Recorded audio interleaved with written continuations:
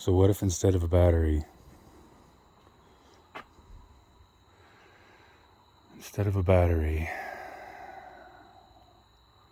or and a battery,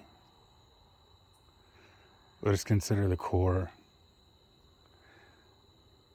I believe tectonics are caused by the heating and cooling of the core. In steel, as a mechanic, you learn 1 thou per inch of steel per 100 degrees. It's a big bearing.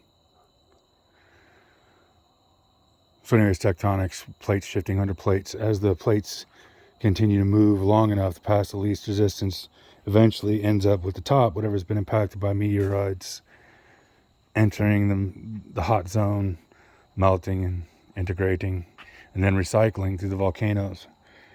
Really, if you consider it, it's a heck of a lot like a refiner's fire. The core is the hottest and the dross comes to the top. But what would be the motor for such a monster? As the heavier things would go to the center, the point of greatest mass, I would only assume that as in a smelter's pot,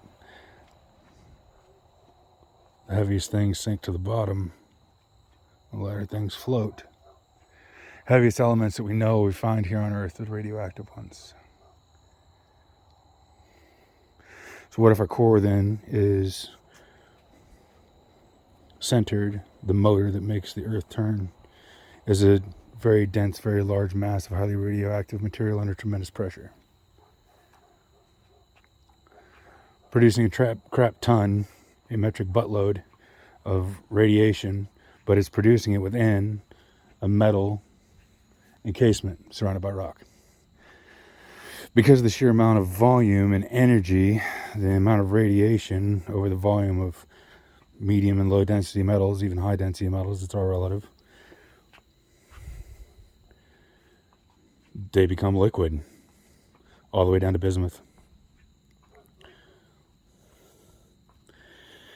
Because you have all these different metals in a liquid state interacting with each other, sorting out only really in striations, like oil and water, you'll have a potential difference between the metals given their molecular and atomic charges, creating a potential difference in voltage, and thereby a current, charge, and because of a charge imbalance and because of an imbalance motion. For it to exist, it has to move.